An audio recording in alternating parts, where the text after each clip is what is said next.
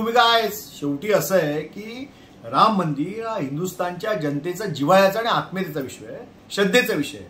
आणि या मंदिराच्या बांधकामाबाबत, या मंदिराच्या निर्माणाबाबत समजा जर कोणी गैरव्यवहार झाल्याचा आक्षेप घेतला तर मला असं वाटतं की भारतीयांच्या भावनांचा विचार करून त्याबाबतचं स्पष्टीकरण देणं हे तितकंच महत्त्वाचं आहे।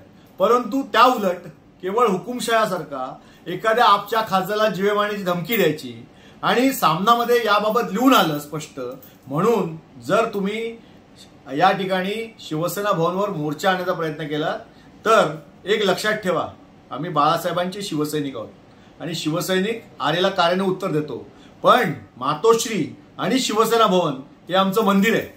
त्या मंदिराकडे मोर्चा सोडा, वाकड्या नजरेने बघण्याचा प्रयत्न केला ना तरी शिवसेना स्टाईलनेच आम्ही उत्तर देतो आणि त्याचा प्रसाद तुम्हाला मिळालाय।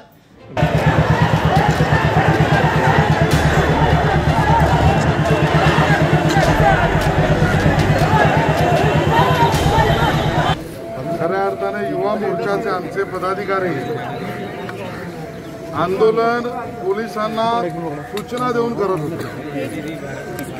या आंदोलनानंतर आंदोलक अटक होऊन गेल्यानंतर लपून छपून पोलिसांच्या मागे आड राहून एका महिलेवर हल्ला करणं शिवसेनेने आपली औरंगजेबी वृत्ती दाखवलेली आहे। ज्या वेळेला सोनिया वाड्रा या आपला देव बनतात त्यावेळेला तेंडुलकर, साठे आणि आंबेडकर हे दुश्मन शिवसेनेचे होतात हे आज या ठिकाणी दिसलं आहे।